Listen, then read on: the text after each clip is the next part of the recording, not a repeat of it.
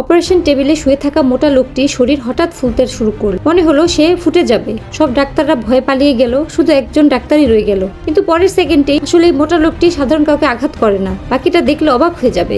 রাস্তায় থাকা লোকেরা এই দৃশ্য দেখে ভয়ে পালাতে লাগলো। এই সময় লোকটি ইতিমধ্যেই লম্বা দানবে পরিণত হয়ে গেল। তার প্রতিটি পা ফুলে শহর কেঁপে উঠল।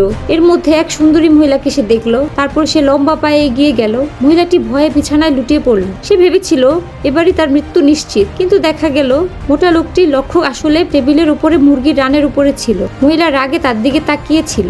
আমাকে কি তোমার ভালো লাগলো না এটা ভাবছিল, কিন্তু মুরগির রানের আকারে তার এত ছোট লাগলো যে তার দাঁতের মতো মনে হচ্ছিল না। এদিকে পালাতে থাকা লোকরাও থেমে গেল। তারা দেখতে চাইলো এই মোটা লোকটি আসলে দানব কিনা। ঠিক তখনই মোটা লোকটি হঠাৎ অসুস্থ বোধ করলো। সে তাড়াহুড়া করে পেটে চাপ দিয়ে ধরলো। এমনকি সে এমন ভাবে বাতাস বের করা শুরু করলো সবাই উড়ে যাচ্ছিল। তখন দেয়ালে কোণে এক লোক বসে লাইটার চাপ দিল। সামনে পুলিশ তাকে থামানোর চেষ্টা করলো, কিন্তু ঘটনা তখনই ঘটে গেল।